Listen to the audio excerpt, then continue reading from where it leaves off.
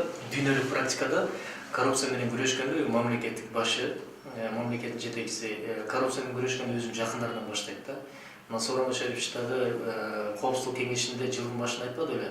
Мен жакындарыма, туугандарыма, партиялаштарыма карабайм деп. Анысындай КСДПнын эле алгылыктуу мүчөлөрү, алдыдагы жетекчилери, саясий кызматкерлер камакка алынды да. Анан жана 35 адам дегенибиз азыр санап көрсөңүз, 15ке жетип калды камалганы.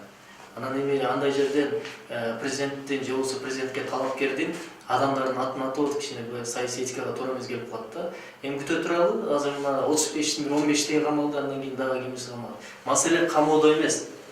Маселе бирөөнү камап алып, анан тиги баягы мыйзамдын чегинде жоопко тарттыктаа эмес. Кийин келечекте коррупция болбогондой шарт түзүшүбүз керек мамлекетте. Коррупция жүрбөгөндөй шарт түзүшүбүз керек. Мына ошондо анан мамлекетте өнүгүү башталат да. Эгер деле тыйымдар желип кетип, анан коррупционерлерди камап туруп, анан аларды түрмө менен эле жоопко тартып койсок, желип кеткен акча ордуна калууна келбесе андай не пайда? Ошон үчүн азыр дагы бир нерсесин биз өтө колдоп атабыз президенттин. Жанагы улуттук банктын алдына счет ачпадыбы?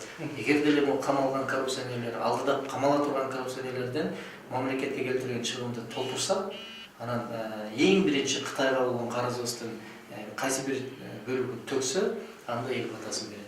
Бирок азыр эми жакшы, Кудайга шүгүр, мен ойлойм, бул жана башында суроо бербедиңизби? Актап жатабы деп, актап жатат. Анткени мен дагы ошо президенттик шайлоодо алдыда жүрүп элди сүйлөп чыккандарым болгон.